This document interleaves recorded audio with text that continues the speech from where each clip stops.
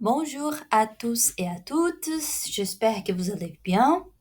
Aujourd'hui, on a la séance 7 du cours de développement.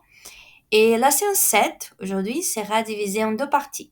La première partie, on va conclure la discussion des théories du développement, ok? Avec la conclusion de la théorie de la dépendance. Donc, on va finir avec cette partie des théories qui ont essayé d'expliquer les sous-développements, les développements et notamment les sous-développements et comment s'en sortir. Dans la deuxième partie, on va passer de la théorie à la pratique. On va voir qu'est-ce qui s'est passé réellement dans la périphérie à partir de la fin du XXe siècle, qui c'est la période néolibérale. Donc, juste pour faire un petit récapitulatif de la dernière séance, qu'est-ce qu'on a vu? Bon, on a parlé de structuralisme latino-américain et de la théorie de la dépendance. On a vu qu'elles sont des théories hétérodoxes du développement et elles vont partager une critique à cette idée d'analyser le développement dans une perspective nationale. Donc, c'est-à-dire qu'est-ce que les pays tout seuls ils peuvent faire pour se développer. Ça, c'est une méthodologie nationaliste. Ils vont dire qu'au contraire, les sous-développements, c'est pas une question d'une décision ou d'un manque de décision au niveau national, mais c'est plutôt un jeu de forces entre des pays. Il y a des pays plus faibles, il y a des pays plus forts, et ça aide à expliquer la question du sous-développement. Okay?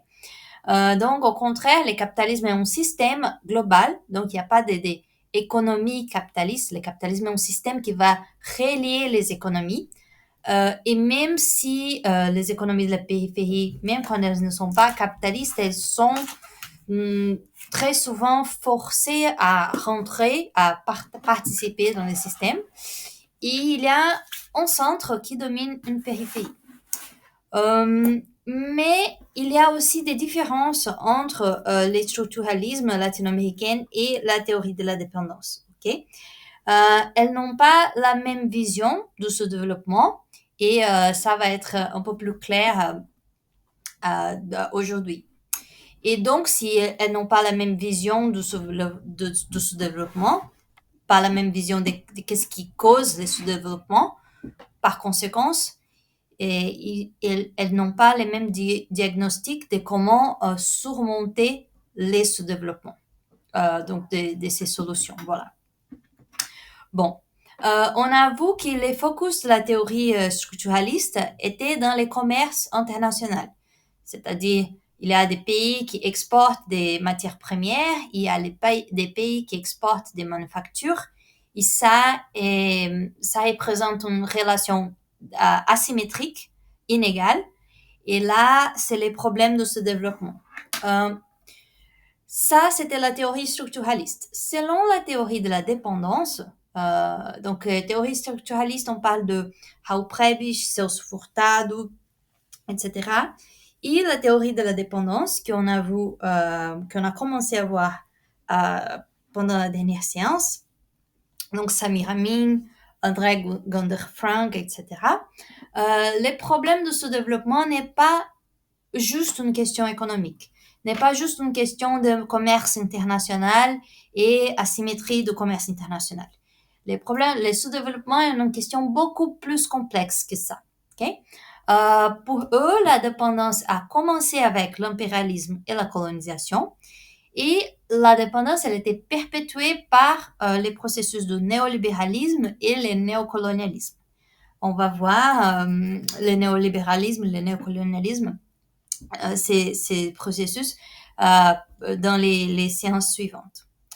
De toute façon, quelques mécanismes qui on dirait, des canaux pour lesquels cette dominance cette domination peut avoir lieu, c'est à travers du commerce, mais aussi des investissements, parce qu'il y a des appropriations de profit de la périphérie par le centre.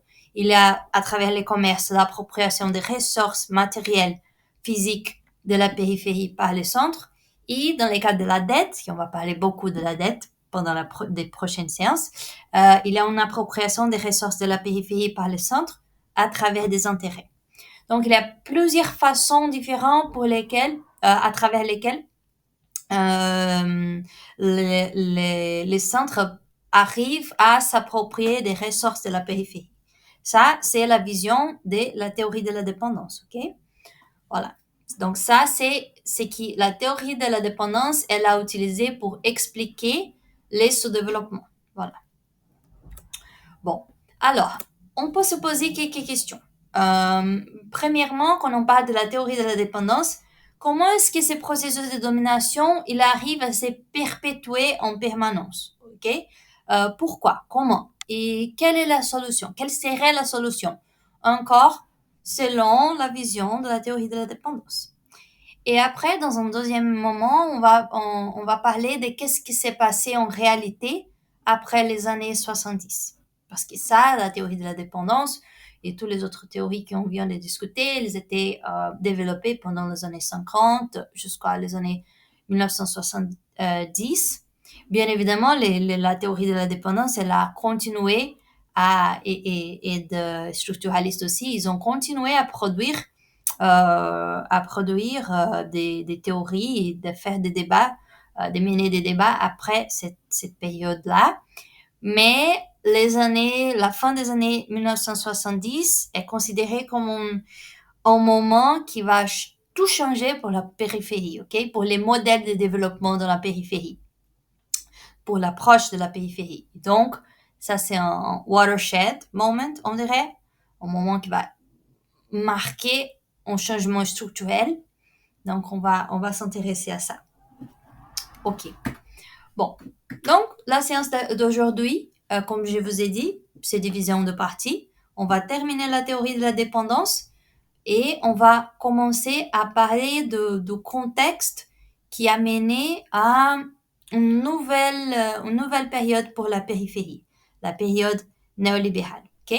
On va voir les tournants des stratégies de développement à partir des années 80. Et aujourd'hui, on va parler de comment est-ce qu'on est arrivé à cette tournant dans les années 80. On va parler des changements sur les plans historiques qui ont donné lieu, qui ont permis ces changements dans des stratégies de développement.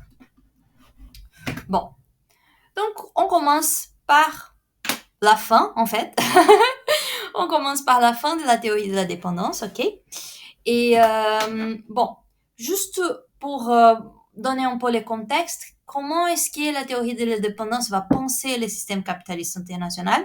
Parce que ça, c'est important pour comprendre qu'est-ce qu'ils vont donner comme solution pour sortir de ce développement, ok? Donc ça, ici, on va s'intéresser plutôt à comment est-ce que la théorie de la dépendance explique comment sortir de ce développement, on dirait. Bon, pour commencer, selon eux, il n'y a pas d'économie capitaliste. Il y a un système capitaliste, il est international, ok? Et même si les économies de la périphérie, elles n'étaient pas un modèle, ne suivaient pas un modèle capitaliste comme le centre, l'effet, c'est que le succès du capitalisme dans le centre n'aurait pas eu lieu, selon la théorie de la dépendance, sans les retards de la périphérie. Ok? Par exemple, le succès de l'industrialisation dans le centre n'aura pas eu lieu sans la colonisation de la périphérie pendant les 6e, 17e, 18e siècle.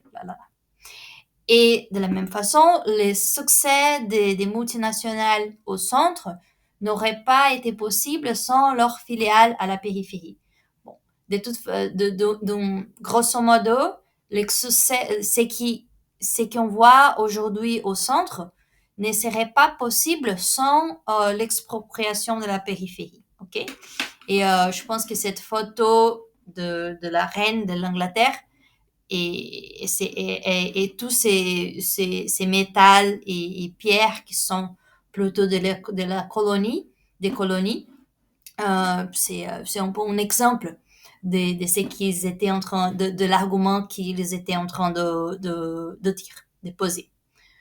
Donc, dans cette perspective, les pays plus pauvres ne sont pas en retard, ok? Les pays plus pauvres sont bloqués parce que les pays plus pauvres, ils subissent de façon continue une extraction de ressources à travers les commerces internationaux, les investissements, les flux financiers, la dette, comme on a déjà vu. Donc, ce qui est important, à travers ces mécanismes, on peut penser que les pays plus pauvres ne sont pas en retard, ils sont bloqués dans son parcours de développement. Ça, c'est l'argument de la théorie de la dépendance. Et là, bon, quelles sont les conclusions? Conclusion 1, il y a quelque chose qui permet ce système de se maintenir, les structures de domination de se tenir à travers les temps. Et conclusion 2, il n'y a pas vraiment de solution. Pour réussir, il faut sortir de ces systèmes capitalistes. Donc, on va explorer ces deux conclusions-là. Premièrement, comment est-ce que ces systèmes peuvent se maintenir dans le temps? Samir Amin, surtout, il va dire que surtout à partir de la seconde moitié du XXe siècle, les pays centraux, ils ont réussi à maintenir cette configuration de domination grâce à 5 monopoles. Et je vous montre ça parce que je pense que c'est assez intéressant et de plusieurs façons assez actuelles. Donc, les concepts des 5 monopoles de Samir Amin, il fait référence à la concentration de pouvoir économique et la concentration de pouvoir politique dans 5 secteurs. Ça veut dire que c'est la triade qu'il dit, les États-Unis, l'Europe occidentale et le Japon, qui ont les contrôles, la concentration de pouvoir dans cette 5 dimensions. Okay? Et ces 5 dimensions sont la finance, et, les flux financiers, la technologie, les ressources naturelles, les moyens de communication et des armes de destruction massive. Bon, les monopoles, on commence par les monopoles de la technologie. Bah, il va dire que la triade, les pays centraux ne tolèrent pas que d'autres pays s'emparent de cette technologie existante qui vont... ils ne tolèrent pas que les pays de la périphérie sont en train de reproduire ou de développer par eux-mêmes une technologie qui peut faire concurrence à la technologie du centre. Et un exemple de ça, c'est les droits intellectuels, la question des brevets, qui était assez explicite pendant la pandémie de Covid-19. Et les brevets des industries pharmaceutiques, ok? Donc, après, on a les monopoles financiers, parce que les marchés financiers et les systèmes monétaires, il est sans doute, sans aucun doute, contrôlé par les centres. Il y a les centres qui a les monnaies plus fortes.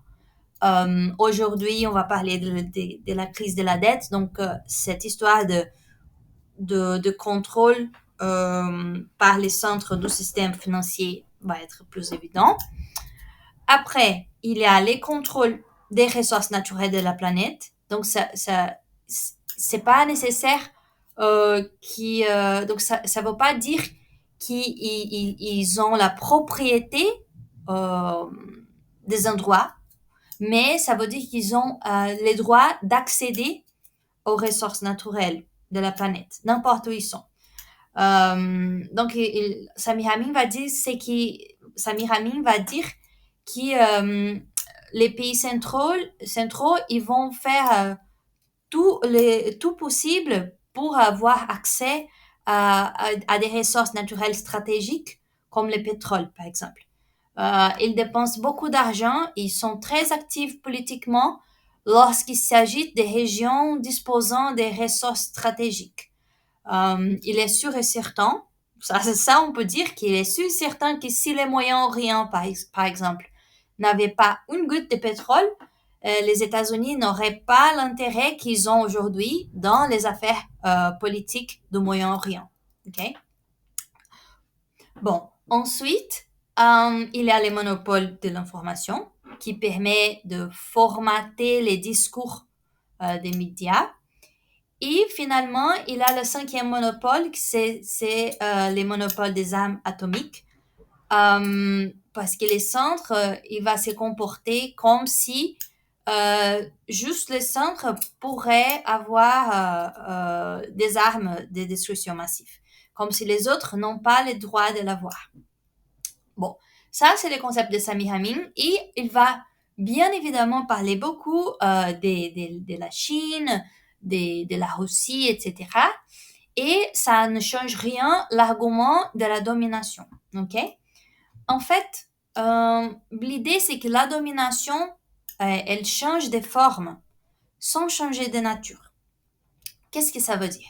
Ça veut dire que les pôles de domination, ils vont changer à travers les temps, ok? Et ça ne signifie pas que la domination de quelques-uns sur d'autres, elle cesse. Donc, par exemple, la Chine, elle n'a pas renversé l'argument, mais elle l'a renforcé. Il a toujours de petits nouveaux dans l'histoire. L'Angleterre, elle était un jour un petit nouveau, ok, et après elle est devenue une potence. Les États-Unis, il était, on dirait un new kids on the block, on dit.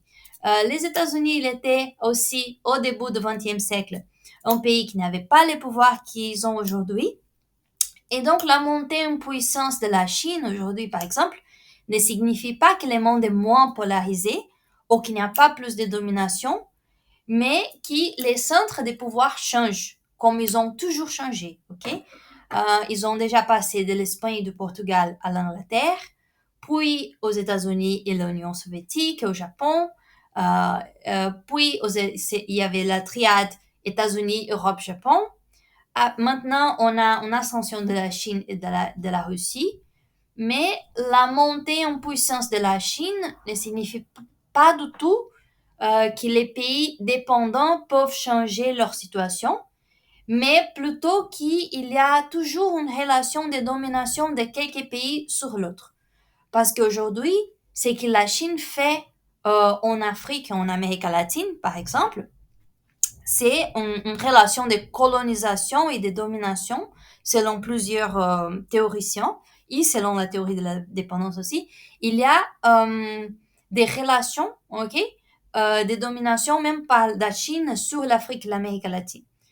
Donc, on ne peut pas dire que la Chine et les pays latino-américains sont des pays en développement d'une façon générale, ok, sans faire une différence. Bon, on va parler plus de la Chine après, mais les points ici, c'est de dire que si on a quelques pays qui montent en puissance, c'est parce qu'on a d'autres pays qui sont en train aussi de réduire, de perdre de pouvoir.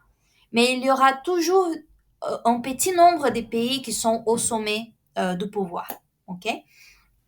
Voilà, ça c'est l'argument.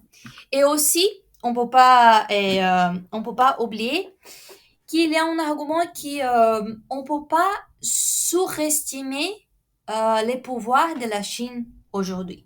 Même si elle a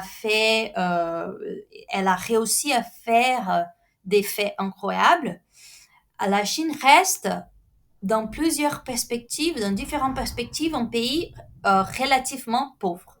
Donc, par exemple, ici, on a une comparaison du PIB par habitant de la Chine et des États-Unis. Les PIB par habitant de la Chine, ils restent proches de la moyenne mondiale, tandis que les PIB par habitant des États-Unis, il est 5-6 fois la moyenne mondiale. Okay? Donc, les États-Unis restent avec un pouvoir économique beaucoup plus important que la Chine.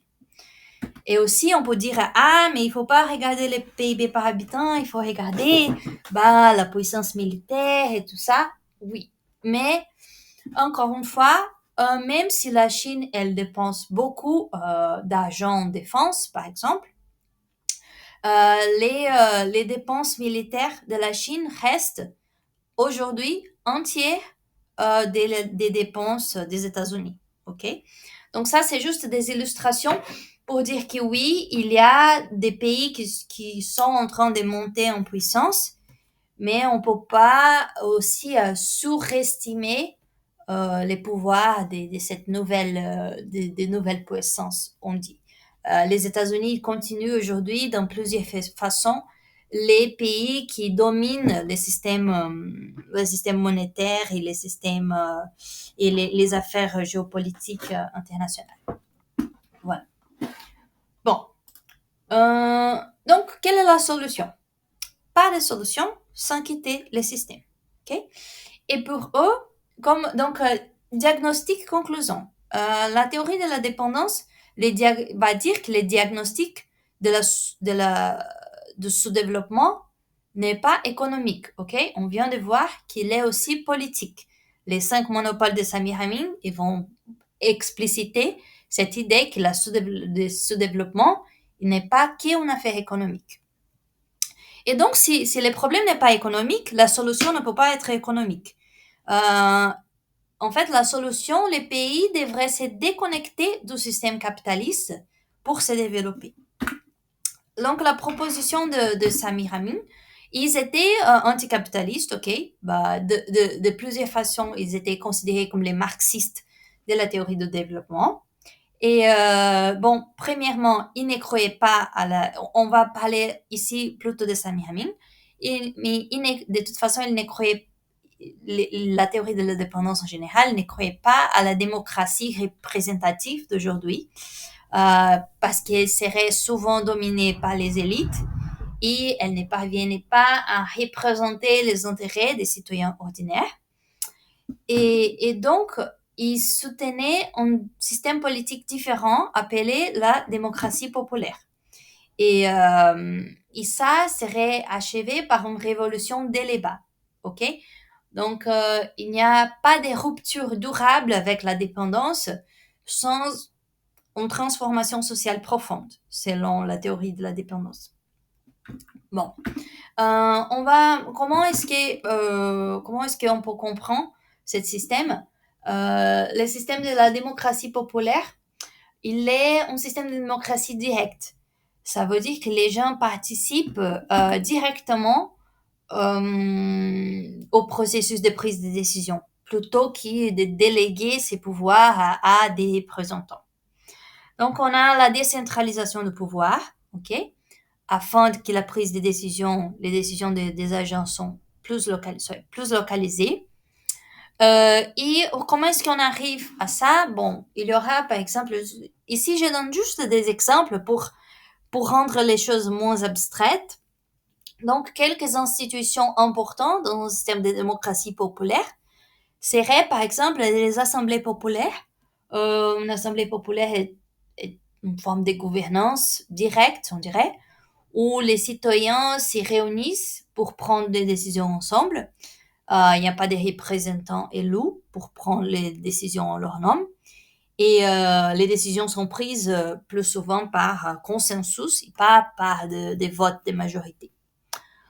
Il y aurait des conseils des citoyens aussi, c'est quand il y a un groupe de citoyens qui est choisi pour représenter la population dans la prise de décision politique, mais les membres de conseil sont souvent choisis de manière aléatoire. Et sinon, il y a aussi des processus de budget participatif. C'est quand les gens peuvent donner leur avis sur comment l'argent public devrait être utilisé dans la communauté. Ils peuvent proposer des projets ou discuter ce qui est plus important pour eux. Donc, où placer l'argent. Et ça, je trouve assez intéressant. Voilà. Bon. Et l'important ici, c'est ce qu'on vient de voir, c'est que la théorie de la dépendance, elle est différente de la pensée structuraliste, plutôt dans ses solutions. Parce que la pensée structuraliste a pensé que ce serait possible de faire une révolution, de sortir de la dépendance, de ce développement, par les biais d'un État fort, sans changer de régime politique. Et la théorie de la dépendance va dire, non, non, non, non, non, c'est pas un État fort qui va changer les choses, mais plutôt une révolution dès les bas.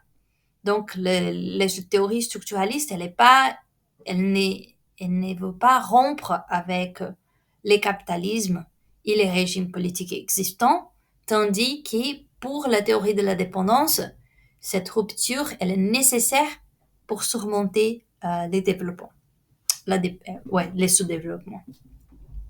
Bon, ici, on a fini avec les théories du développement, ok, jusqu'aux les années 1970. Donc, je propose de relier un peu les points. On va relier les points de tout ce qu'on a vu jusqu'à ici. Et pour quelques raisons, mes points sont complètement, les bullets sont dans un ordre complètement bizarre, mais voilà, bon.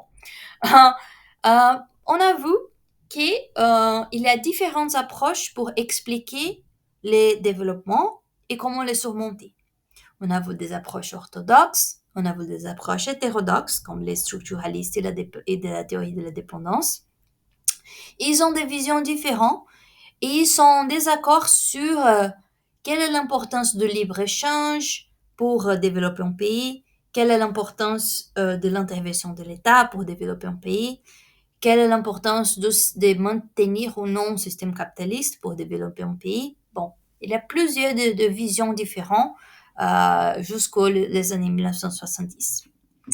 Pendant les années, et dans la pratique, pendant les années 50 jusqu'à 70, les théories, 70, les théories hétérodoxes ont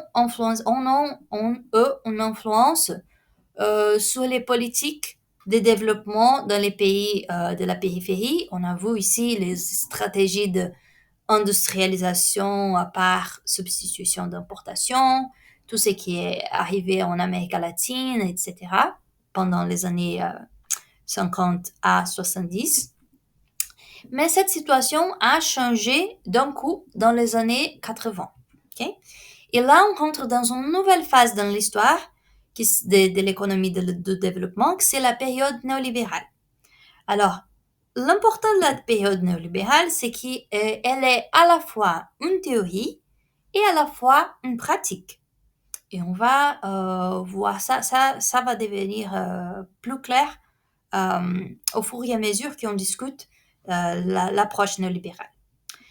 Mais pour parler de l'approche néolibérale, il faut commencer pour parler des années 80 et les tournants des théories et des stratégies de développement. Donc, qu'est-ce qui s'est passé en réalité?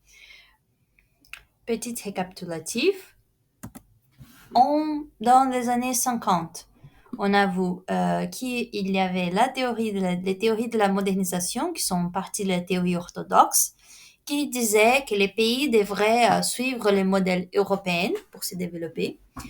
Il y avait la théorie structuraliste, que les pays devraient s'industrialiser pour se développer. Après, dans les années 60, on a vu l'émergence des théories de la dépendance, qui, comme on vient de voir, disait que les pays devraient rompre avec les relations d'exploitation, rompre avec les systèmes capitalistes pour se développer. Et dans les années 80, on a l'ascension du néolibéralisme qui dit que les gouvernements doivent se retirer de toute participation directe dans l'économie. Ça, c'est au niveau de la théorie. Au niveau de la pratique, non, pardon. Donc, au niveau de la théorie, qu'est-ce que c'est important? Pourquoi le néolibéralisme, il est important? Donc, cette diapo-là, il est essentiel pour les restes du cours. Le néolibéralisme, il est important pour les parcours de développement dans la périphérie, parce que le néolibéralisme, qui était à la fois une théorie et une pratique, il a réorienté les politiques que la périphérie devrait adopter et aussi les possibilités, l'avantage des politiques que la périphérie pourrait avoir l'option de adopter pour se développer. Donc, dans ces contextes-là, le néolibéralisme, il est très important parce qu'il a réorienté les types de politiques qui étaient possibles pour la périphérie, ok?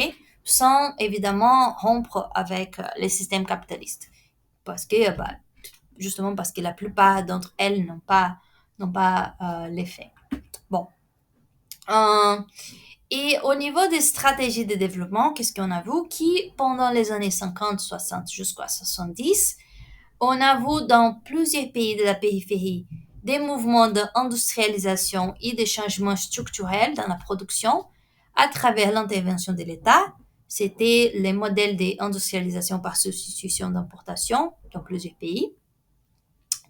Et à partir des années 80, on a une autre approche pour les politiques de développement où, en fait, l'État, il devrait juste assurer le bon fonctionnement des marchés, mais pas intervenir directement dans l'économie.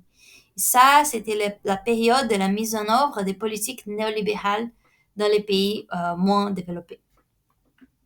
Bon, et qu'est-ce qui explique ces tournants dans les théories et la pratique de développement?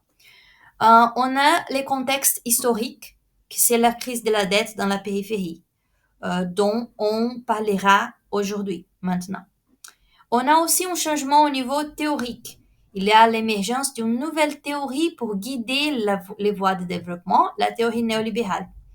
Et ça, dans les années 80, on va voir que ça et ces deux contextes-là vont se réunir pour marquer, pour créer un nouvel parcours pour le développement de la périphérie.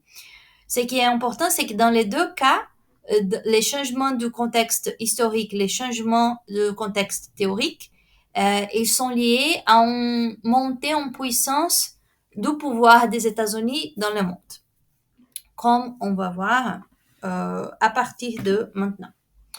Donc, on commence par les changements sur les plans historiques.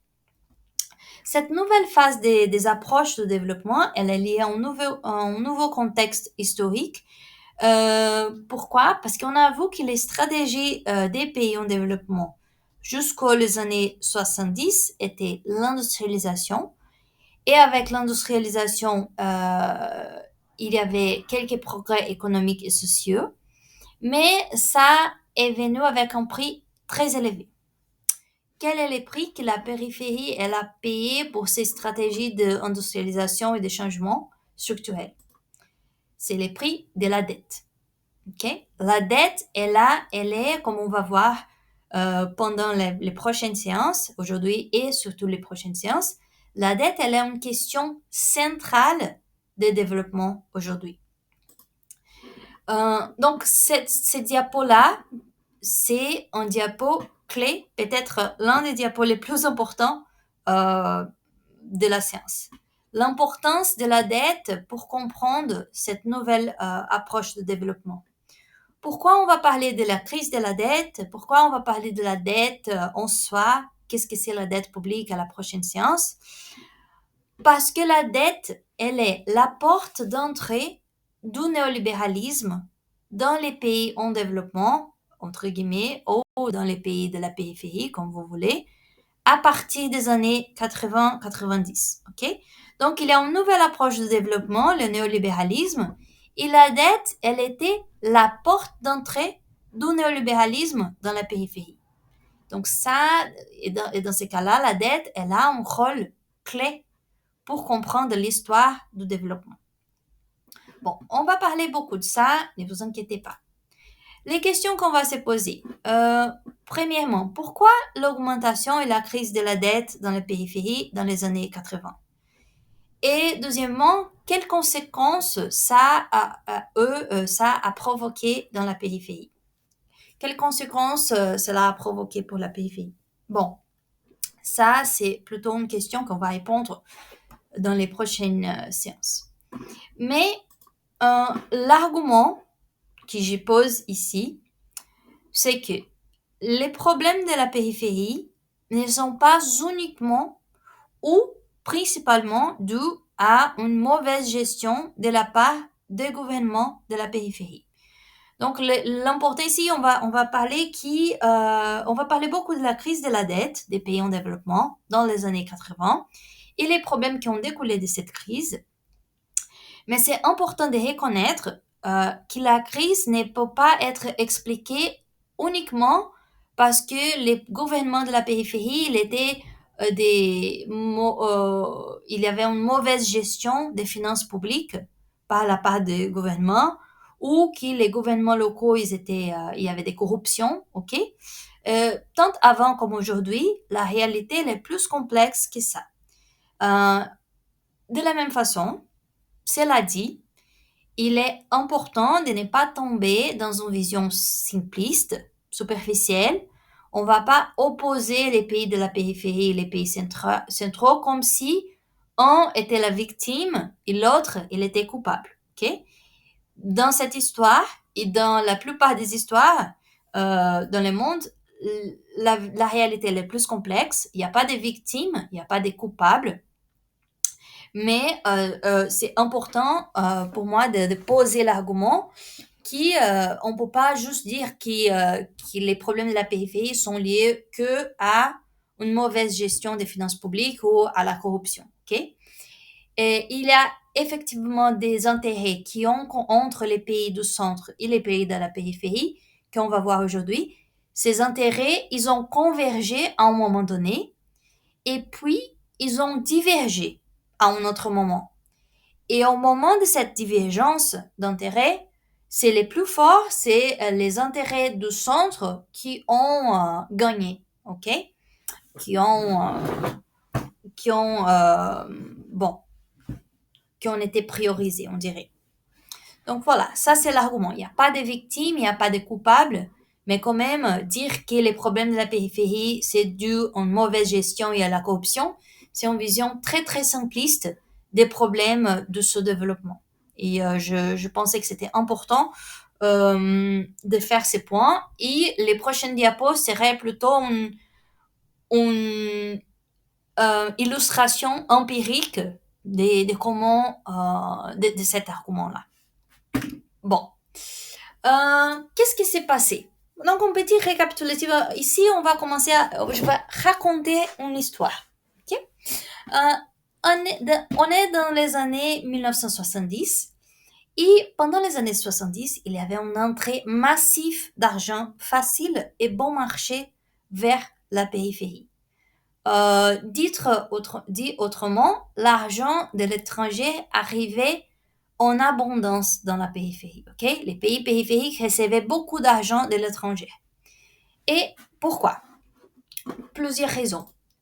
Premièrement, donc les diapositives suivantes sont des exemples, des preuves historiques de plusieurs événements, enchaînés, qui ont affecté les économies de la périphérie et qui n'ont pas vraiment rien à voir avec les décisions qu'elles ont prises elles-mêmes.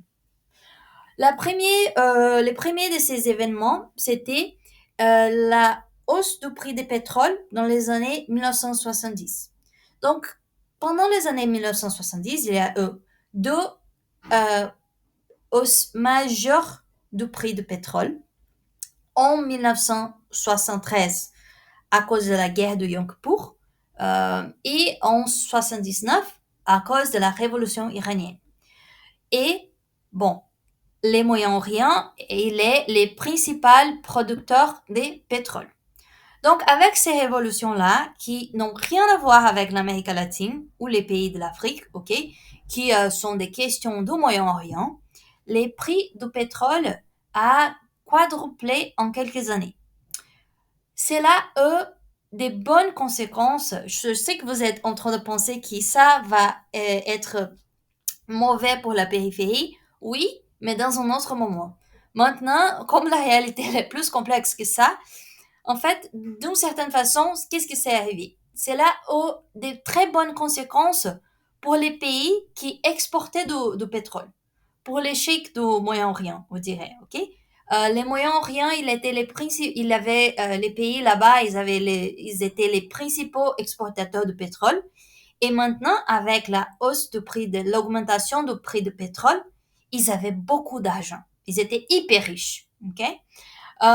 Ils avaient tellement d'argent qu'ils ne savaient pas où placer cet argent.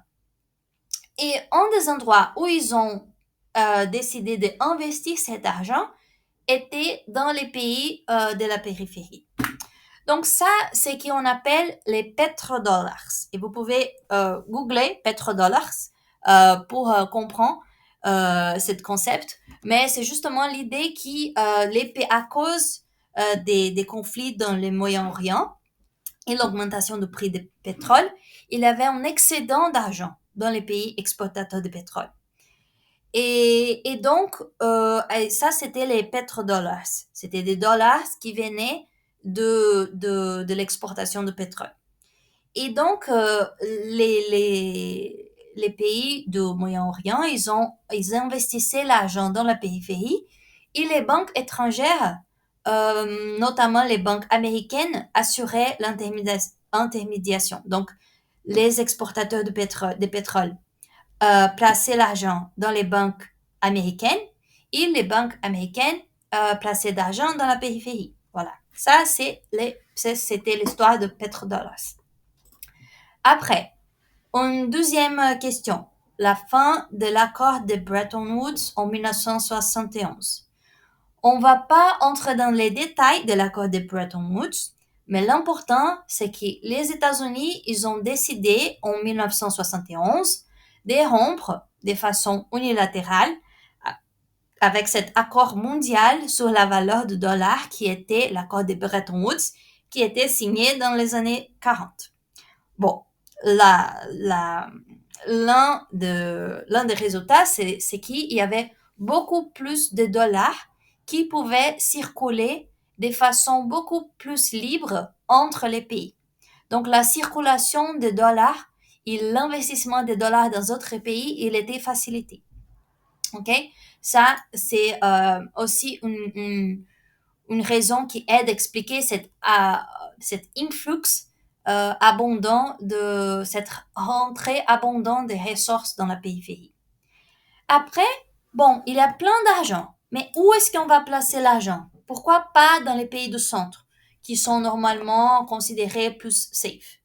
Bon, parce que dans les années 70, il y avait aussi un processus de stagflation dans le centre. Stagflation, c'est peut-être les cauchemars de l'économie. C'est quand on a en même temps la stagnation économique, donc il n'y a pas de croissance, et une augmentation des prix, l'inflation. Et la stagnation with inflation, c'était ce qui s'est passé dans le centre. Donc, quand on n'a pas de croissance et on a l'inflation, on n'a pas vraiment de raisons pour faire des investissements parce qu'on ne va pas avoir de profits là-bas. Et donc, où on pourrait faire des profits, en même temps, si vous vous souvenez, les années 60, 70 étaient une période où la périphérie était en train de mener les politiques d'industrialisation, de faire des ponts, de faire des industries, de faire des chemins de fer, etc. Bon, la périphérie, elle était vue comme des économies à haut potentiel. Donc, si on peut faire des profits, c'est là-bas. OK? Et voilà. Donc, ça a été, on dirait, un set, tout un ensemble des raisons pour lesquelles il y avait plus d'argent en circulation et les pays de la périphérie étaient des destinations attirantes pour cet argent. Et donc, il y avait de nombreux agents à l'étranger qui étaient prêts à prêter, c'est un peu moche, qui étaient disposés à prêter aux pays de la périphérie, ok, à des conditions avantageuses pour la périphérie, attirantes pour la périphérie. Donc, on peut payer, on a des taux d'intérêt bas, donc on a des conditions pour repayer la dette, on peut repayer de la dette dans plusieurs années, etc. Bon, qui en fait prêtait pour la périphérie? Ça a changé au cours de l'histoire. Mais en gros, il y avait 3 agents importants, les gouvernements des pays riches, les institutions internationales, les Fonds monétaires internationaux, la Banque mondiale. On va parler un peu à la séance 9, je crois, 8 ou 9, mais bon, les institutions internationales qui étaient financées par les pays riches et les banques privées étrangères. Et quand on parle des gouvernements des pays riches et des banques privées des pays riches, on parle surtout des États-Unis, de l'Angleterre, du Japon. Ok? Donc, mais aussi de l'Europe en général. Qui a prêté pour les pays en développement parmi ces 3 types d'agents-là a changé selon les temps et selon les processus, les contextes historiques. Mais en gros, on pourrait dire que ces 3 agents, ils ont participé. Et dans cette époque-là, qu'on est en train de discuter, la fin des années 70, c'était plutôt les banques privées qui prêtaient pour les pays en Amérique latine et pour les pays de la périphérie en général. Okay? Ici, c'était plutôt les banques privées. Alors, bon, qui prêtait? C'était ces agents-là et qui profitaient des prêts. Bon, deux agents principalement. D'un côté, les gouvernements et les banques du centre qui prêtaient l'argent, ok? Parce que comme on va voir, la dette, elle est un instrument hyper profitable. La dette est un moyen très sûr de faire de profit. On va parler de la dette à la prochaine séance. Mais bon, il n'y a pas d'argent gratuit dans le système capitaliste. Donc, si les gouvernements et les banques du centre prêtaient pour la périphérie, c'est parce qu'ils étaient en train de faire beaucoup d'argent. OK? Et d'un autre côté, les gouvernements des pays de la périphérie, bien évidemment, ils étaient ravis d'emprunter cet argent pour mener les politiques qu'ils voulaient. Bon. Donc, on peut discuter un peu et pourquoi l'Amérique latine elle a emprunté en permanence de l'étranger au cours des années 1970. D'un côté, pour financer des méga projets d'industrialisation, ok, pour financer leurs projets de développement. Et cette action semblait raisonnable car les taux d'intérêt étaient bas et les recettes d'exportation étaient assez importantes. Parce qu'ils avaient des conditions favorables de prêts. Ils n'avaient pas besoin de donner des garanties pour des prêts. Il y avait des taux d'intérêt, donc les taux auxquels vous avez besoin de rembourser les prêts étaient faibles. Il y avait et aussi pour faire face à la hausse du prix du pétrole. Donc ça, c'est intéressant parce que si d'un côté, ils avaient plus d'argent qui venait des pays du Moyen-Orient à cause de l'augmentation du prix du pétrole, d'un autre côté, ils avaient besoin d'emprunter l'argent pour justement payer pour cette hausse du prix du pétrole. Donc voilà. Ok. Donc, on peut se demander aussi pourquoi est-ce que les pays de l'Amérique latine n'ont pas choisi une autre voie pour se financer, comme par exemple, au lieu de se financer des projets, de s'industrialiser, par exemple, pourquoi ils ont décidé d'emprunter auprès des pays du centre, même si c'était favorable, parce que est-ce qu'ils n'étaient pas capables de prévoir qui peut-être les conditions allaient changer.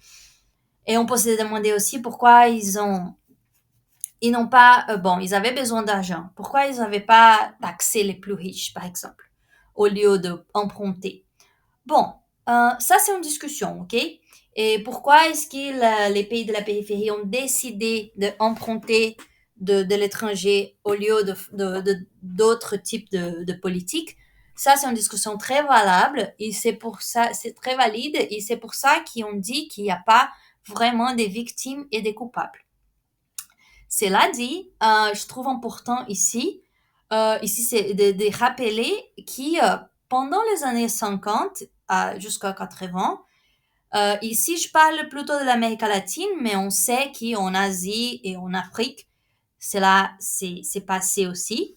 Ce n'était pas une ou deux fois que dans l'Amérique latine, on a eu des gouvernements de gauche qui ont pris les pouvoirs, ok, avec un programme de redistribution des revenus, des taxations, des réformes agraires, et qui ont été déposés par des coupes d'État. Donc ici, on a une liste des coupes d'État et des dictatures militaires en Amérique latine pendant les années 60 jusqu'à 90.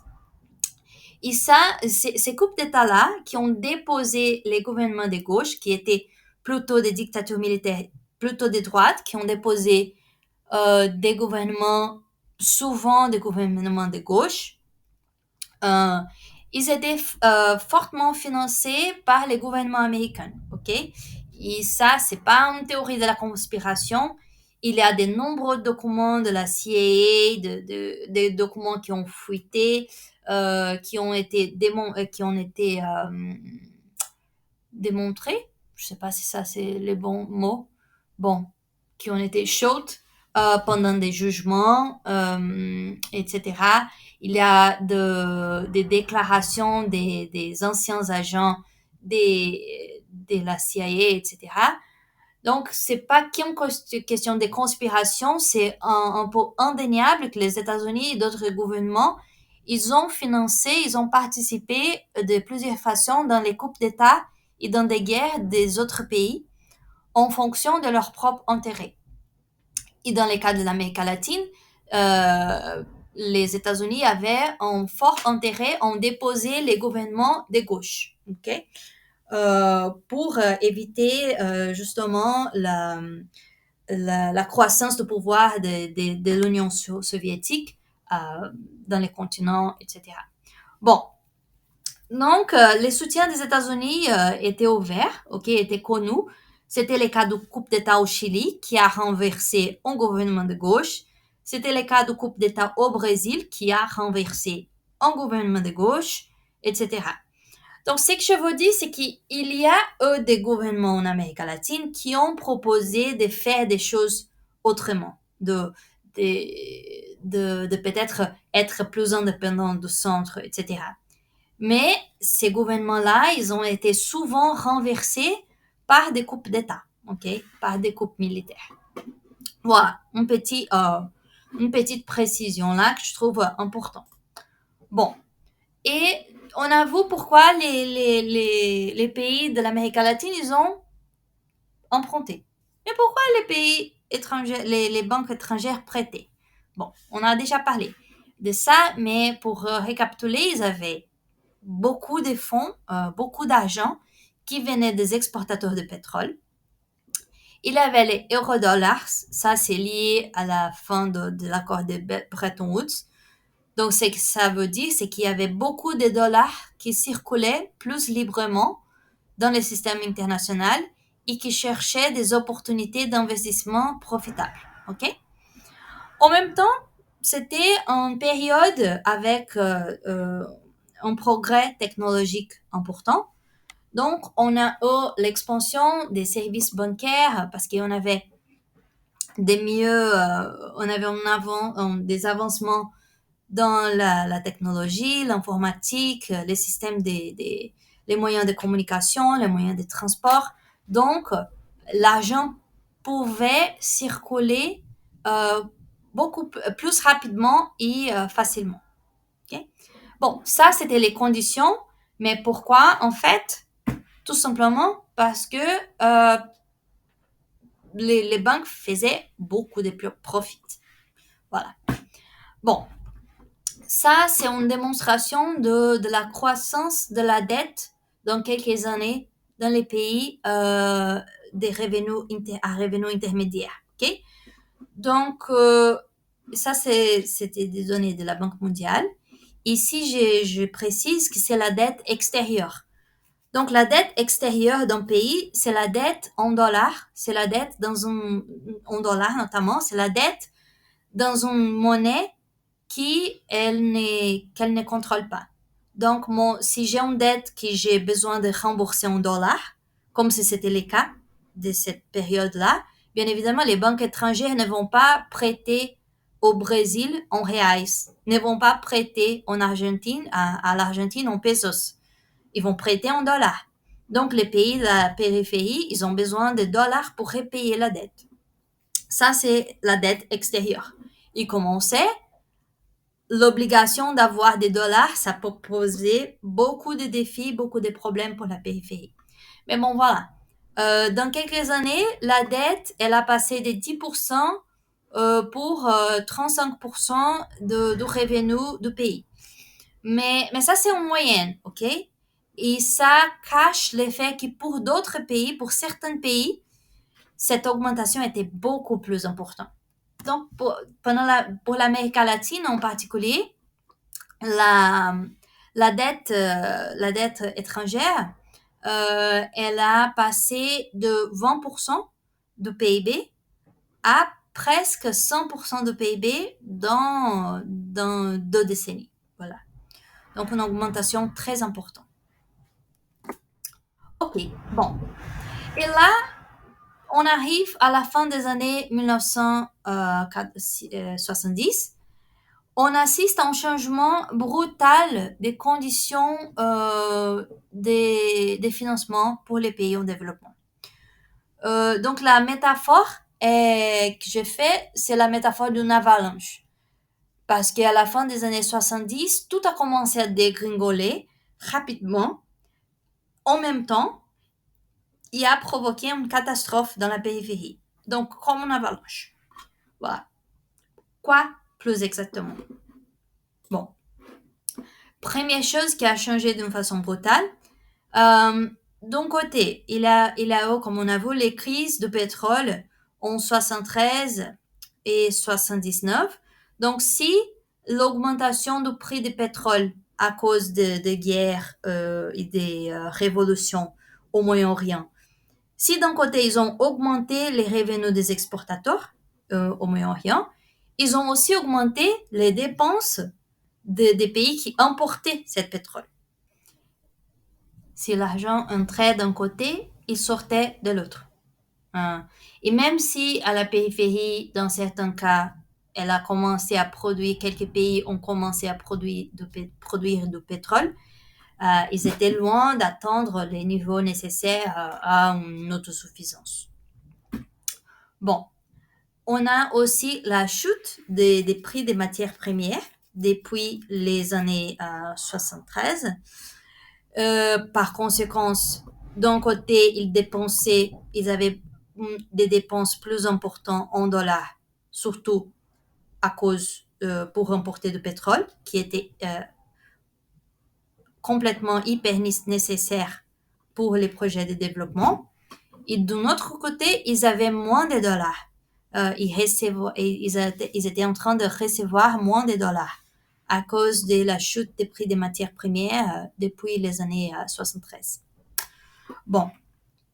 Et là, on a la cerise sur les gâteaux. C'est quoi la cerise sur les gâteaux? C'est qu'on appelle les Volcker Shock. Donc, ce diapo-là, il est important pour l'histoire du développement. Ici, on a Paul Volcker. OK? Paul Volcker, il était le président de la Banque centrale américaine, le Fed, pendant à la fin des années 70. Qu'est-ce qui s'est passé?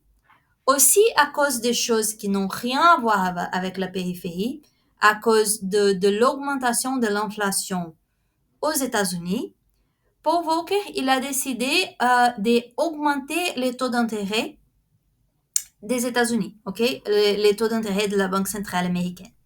Mais il n'a pas augmenté un peu les taux d'intérêt. Il a augmenté tout d'un coup les taux d'intérêt des États-Unis, il a passé de 4% à presque 20%. Bon, qu'est-ce que ça veut dire et pourquoi c'est important? C'était ces chocs-là, donc cette grosse augmentation et très soudaine de taux d'intérêt, ça a généré un choc et ça a déclenché la crise de la dette dans la périphérie. Et là, il a débouché sur des nouvelles solutions pour des développements. Donc, les taux d'intérêt, pourquoi il est important? Bon, on commence par penser le suivant. Les taux d'intérêt ici, c'est des références pour les taux d'intérêt qui étaient chargés au pays de la périphérie. Donc, on va parler de la dette à la prochaine séance. Mais les taux d'intérêt, c'est justement c'est que j'ai besoin de rembourser à mon prêteur. OK? Donc, si je emprunte 100 euros et j'ai un taux d'intérêt de 10%, je dois repayer 110 euros. OK? C'est cette en plus. Donc, quand les taux d'intérêt augmentent comme ça, c'est que j'ai besoin de rembourser en plus de ce que j'ai prêté, augmente énormément. Parce qu'ici, même si les 4 avant, ça semble pas beaucoup, quand on prête des millions, quand on prête des milliards, passer des 3, quelque chose 4 à 20%, ça fait une différence énorme, OK, dans la charge de la dette. Et en même temps, je sais pas si on a... Oui, en même temps, bon, on va parler de pourquoi l'argent a sorti de la périphérie dans quelques diapos. Mais bon, l'augmentation de taux d'intérêt de la Fed était la cerise sur le gâteau qui a causé la crise de la dette. Comment ça? Bon, avec l'augmentation du prix du pétrole, la réduction de prix des commodities, les chocs des taux d'intérêt, etc., toutes les conditions ont été réunies pour une crise. Okay? D'un côté, pour récapituler, on a la baisse des revenus d'exportation de la périphérie et on a une augmentation des coûts d'importation pour la périphérie. Des ressources, des prix des ressources naturelles qui étaient en train de baisser, le pétrole le prix du pétrole qui était en train d'augmenter. Et à cette époque-là, et même aujourd'hui, les pays de la périphérie n'étaient pas autosuffisants en pétrole. Donc, si on a moins de revenus d'exportation, plus de coûts d'importation, on a besoin de plus de dollars pour payer les importations et on a moins de dollars qu'on reçoive des exportations. Donc, on a moins de dollars pour payer la dette. Okay? En même temps, les banques ils étaient moins inclinés à emprunter les pays de la périphérie. Pourquoi? Parce que d'un côté, comme les taux d'intérêt à la périphérie, ils ont augmenté, ça veut dire que la périphérie, les banques ils savaient déjà que la périphérie, elle allait galérer pour payer la charge d'intérêt qui montait, ok? Donc, il avait moins de confiance dans les pays de la périphérie, dans sa capacité de rembourser la dette. Et on ne va pas les prêter si on pense qu'ils ne vont pas être capables de rembourser les taux d'intérêt. En même temps, une autre chose intéressante, c'est que quand les Fed a augmenté les taux d'intérêt, les États-Unis et les pays du centre, ils sont devenus plus attractifs, ok? Parce qu'avec les taux d'intérêt plus élevés là-bas, on pourrait avoir des actifs financiers qui étaient prêtés et qui étaient remboursés à ces taux d'intérêt plus élevés dans les centres. Donc, il y a un mouvement important des capitales au centre parce qu'avec des taux d'intérêt plus élevés, les prêteurs peuvent faire plus de profits. Donc, tout le monde a commencé à investir son argent au centre. Après, il y a un changement dans les conditions de prêt pour la périphérie, ok? Il y avait des périodes de paiement plus courtes, justement parce que tout le monde commençait à s'en douter de la capacité de la périphérie de rembourser les prêts. Et hyper important parce que tout le monde a commencé à voir que la périphérie elle était en train de galérer. Il y avait aussi une fuite massive des capitaux. Ça veut dire que des particuliers, des entités ont retiré l'argent de la périphérie. Donc, on va donner quelques mots sur les fuites de capitaux, parce que ça, c'est hyper important pour le développement de la périphérie avant et aujourd'hui. OK? Parce que les fuites de capitaux, ils vont engendrer les crises et aggraver les crises qui sont déjà là. Ça, c'était le cas pour la crise de la dette. Les conditions pour les pays de la périphérie, ils ont commencé à changer. Ils avaient moins de recettes pour payer la dette en dollars et des conditions moins favorables pour payer la dette en dollars. Les agents étaient moins disposés à prêter. Et parce qu'ils étaient dans cette condition plus délicate, les agents, ils ont dit, les choses vont mal là-bas, je vais retirer mon argent de là. Et donc, quand vous avez besoin de dollars et il y a des agents qui retirent encore plus de dollars là-bas de ton pays parce que vous avez besoin de dollars. Donc, je ne sais pas si j'étais hyper clair, mais là, les pays de la périphérie, ils avaient besoin de dollars. Et parce qu'ils avaient besoin de dollars, ça a créé une crise de confiance. Et les autres agents ont retiré encore davantage de dollars de la périphérie. Parce ils s'en doutaient de la capacité de l'Amérique latine à soutenir l'économie, à rembourser les prêts. Ils pensaient qu'il y aurait une crise économique, etc. Donc, on a moins de dollars et à cause de ça, on a une crise de confiance qui cause une sortie encore plus importante des dollars. Voilà, ça c'est un peu l'histoire de l'Amérique latine et des pays en développement ad infinitum. Et c'est pour ça que je vais donner quelques mots. On va donner quelques mots sur. On va discuter en quelques mots l'histoire des fuites de capitaux. Ok? Bon, comme j'ai dit, les fuites de capitaux était un problème avant pour la périphérie. Il est aussi un problème pour la périphérie aujourd'hui. Ça, c'est un reportage de 2022 qui parle de la tempête sur les économies émergentes et la menace d'une fuite de capitaux. Comme similaire à celle de 2013 et similaire à celle des années 90 et des années 80, etc. Bon, et donc ce que je veux dire, c'est que la fuite des capitaux est un problème important parce que, par deux raisons, elle gère des crises et aussi elle aggrave des crises déjà existantes, ok? Et ce qui explique en grande partie pourquoi certaines régions en développement, comme l'Amérique latine, elles connaissent des crises successives, une après l'autre. Bon, c'est quoi en fait les fuites de capitaux?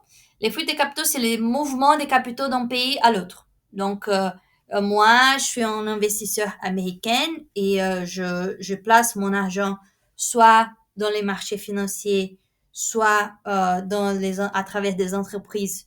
Je place mon argent au Brésil, par exemple. Et une fuite de capitaux, c'est quand, d'une façon très soudaine, il y a plusieurs agents de l'étranger qui vont sortir, qui vont rapatrier cet argent. Ok?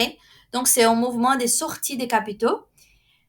Pourquoi? Il y a deux raisons majeures par lesquelles il y a des fuites de capitaux normalement. Il y a soit pour rechercher des rendements plus élevés ailleurs. Donc, les agents, ils sont toujours à la recherche de profit, ok? Donc, on suppose qu'il y a des investissements en Amérique latine et là, il y a au marché financier, par exemple. Il y a des produits, les titres de marché financier qui sont en train de payer un certain montant d'intérêt. Donc, si j'ai un produit dans les marchés financiers, dans la périphérie qui paye 10% d'intérêt, ça veut dire que moi, je place 100 euros dans cet investissement et après, je vais recevoir 110%, 110, ok? 100 plus 10%. Voilà. Ça, c'est une façon de faire de l'argent dans les marchés financiers, par exemple. Là, OK, c'est il y a 10% des taux d'intérêt au Brésil, OK? Je peux faire 10% de profit si je place mon argent là-bas. Alors, on imagine qu'il y a un autre pays, en Afrique par exemple, qui offre un taux d'intérêt encore plus élevé. Bon, bien évidemment que les capitalistes s'en fichent, et surtout qu'on en a une grande quantité d'investissements dans les marchés financiers qui sont spéculatifs, qui ne sont pas pour financer la production, mais juste pour faire de l'argent. S'il y a une augmentation de la rémunération de cette capitale dans un autre pays, si le Brésil offre 10% en plus pour un investissement et en Afrique, il y a un pays, il a une opportunité d'investissement qui offre 15% des rémunérations, bah, ils vont sortir l'argent d'un pays, ils vont mettre l'argent dans un autre.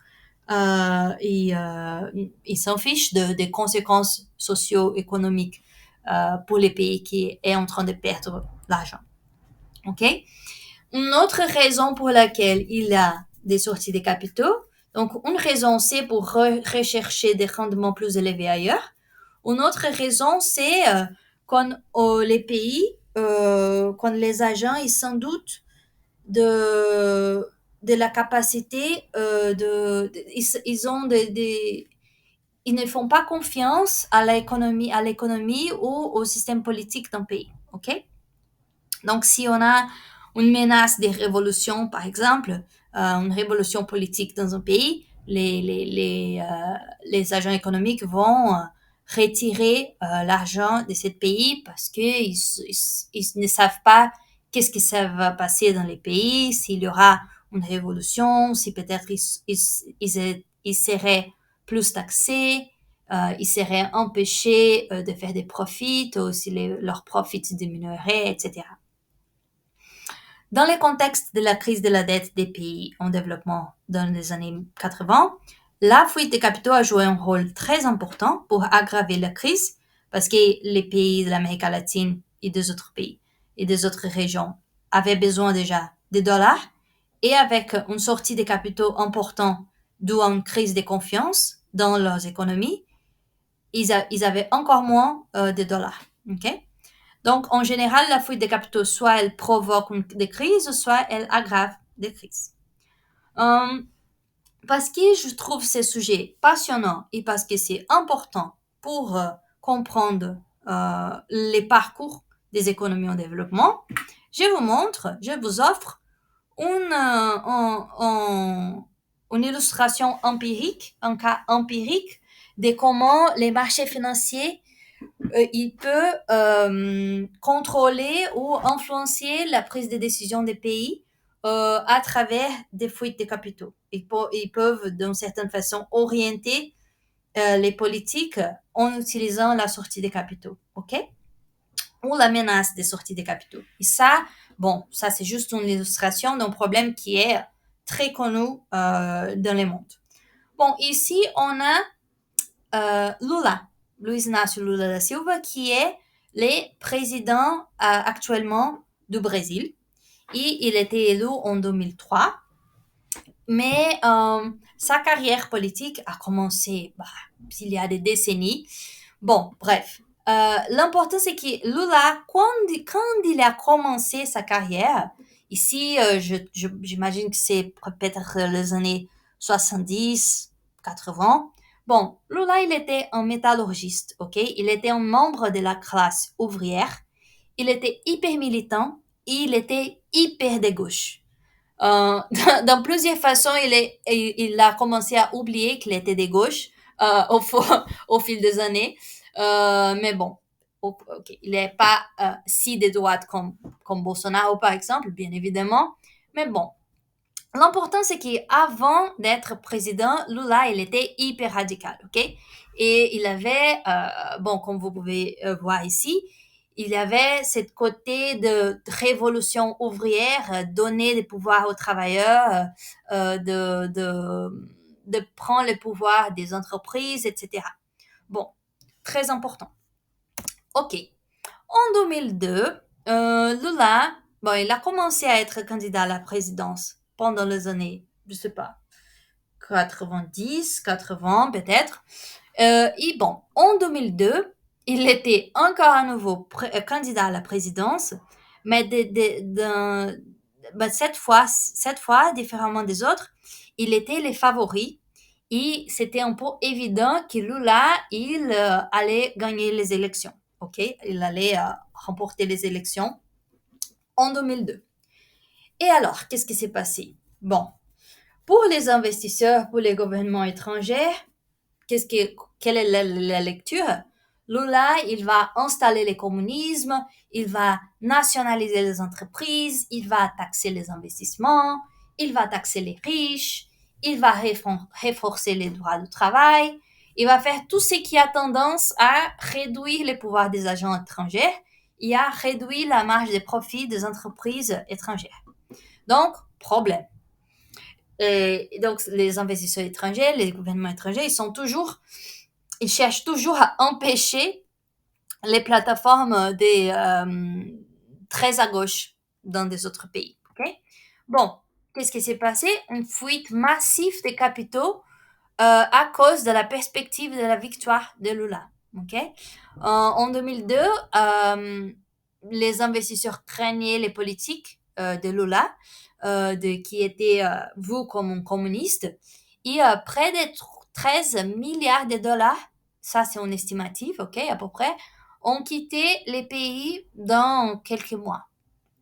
Bon, qu'est-ce qui est une sortie des capitaux de cette ampleur et avec cette rapidité, elle provoque une augmentation hyper importante du taux d'échange.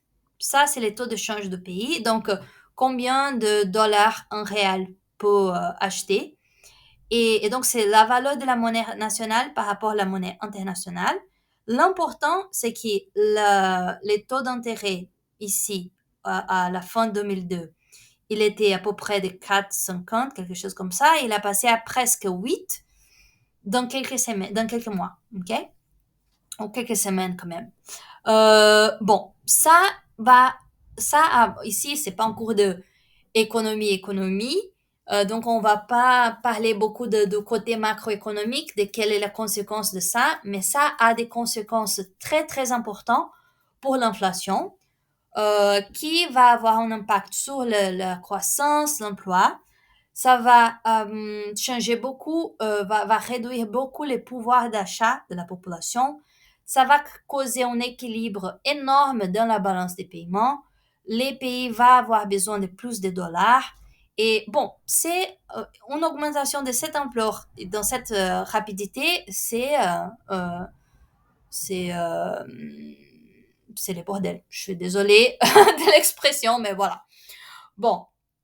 Et là, qu'est-ce qui s'est passé? Bon, ça ne peut pas se tenir, ok? Et donc, qu'est-ce que Lula il va faire? Avant de remporter les élections, il va, écrire, donc avant les élections, il va écrire ce qu'on appelle une carte au peuple brésilien, une lettre au peuple brésilien, mais au peuple brésilien, il n'y avait rien, ok? C'était une lettre au marché international, ok? Dans cette lettre, il a écrit en gros qu'il n'allait pas trop à gauche. C'est ça qu'il a écrit en fait dans la lettre.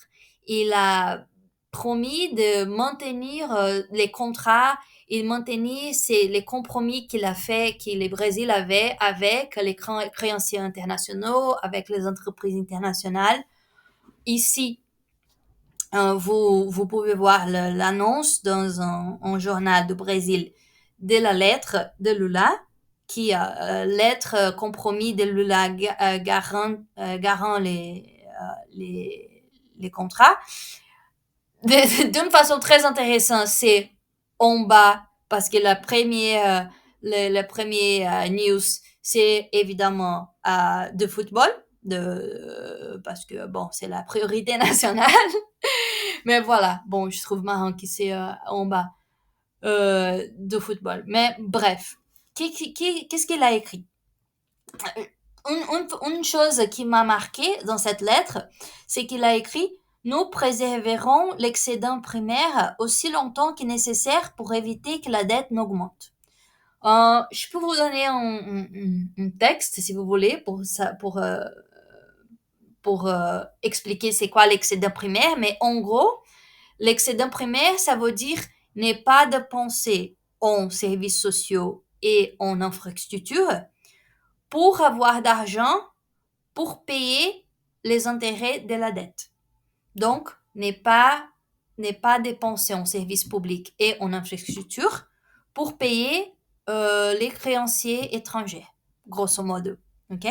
Ça, c'est l'excédent primaire. Préserver l'excédent primaire, c'est-à-dire ne pas dépenser avec la population en général pour avoir d'argent pour payer les créanciers qui étaient plutôt à l'étranger. Voilà, ça, une petite histoire.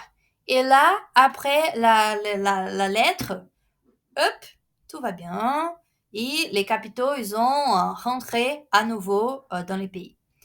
Donc ça, c'est un exemple pour plusieurs. Bien évidemment que cette lettre-là,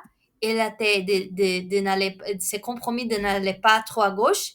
Il était hyper critiqué pour une grande partie des secteurs qui soutenaient Lula, comme les mouvements de travailleurs sans terre, comme les académiciens. Moi, j'avais cours avec un professeur d'économie qui était très proche de Lula. Et il était très à gauche et je me souviens qu'il était énervé. Il a pété un câble avec cette histoire. Mais bon, ça c'est un exemple pour plusieurs personnes de comment les marchés financiers peuvent apprivoiser la politique d'un pays, ok? À travers de cette histoire de la fuite des capitaux. Bon, ça c'était juste un exemple qui moi je trouve assez important, assez intéressant de cette histoire. Alors, on est donc à la fin des années 1970 et on a un moment boule de neige avec l'avalanche, on a une boule de neige pour la périphérie. La boule de neige, c'est un problème qui devient de plus en plus important, ok?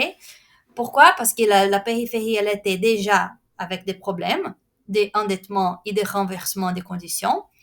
Et là, donc, on a l'absence de financement extérieur parce que personne ne voulait prêter pour la périphérie parce qu'ils s'en doutaient de la capacité de la périphérie de repayer la dette. Il avait des taux d'intérêt plus élevés. Donc, la charge de la dette, c'est qu'ils devaient rembourser, était plus chère, était plus importante. Ils avaient moins de recettes, ils avaient d'argent qui sort. Et la boule de neige, c'est que pour financer ces problèmes-là, pour avoir d'argent, pour payer une dette qui est plus importante, qui devient plus chère, qu'est-ce qu'ils vont faire? Ils seront obligés à s'endetter. Donc, après un certain moment, une grande partie de la dette des pays en développement, elle était contractée non pas pour financer des projets, mais pour financer la dette elle-même. Ils avaient des dettes pour ils faisaient des nouvelles dettes pour payer des anciennes dettes. OK? Voilà. Bon, quelles conséquences pour la périphérie? Ça, c'est les sujets de la séance prochaine. Donc, pour faire un récapitulatif de ce qu'on a vu aujourd'hui, au cours des années 1970, de nombreux pays en développement ont emprunté massivement auprès des pays centraux pour financer leurs projets de développement. Au début des années 80, les conditions économiques et politiques ont changé, ce qui a entraîné une hausse des taux d'intérêt, une baisse des prix des matières premières.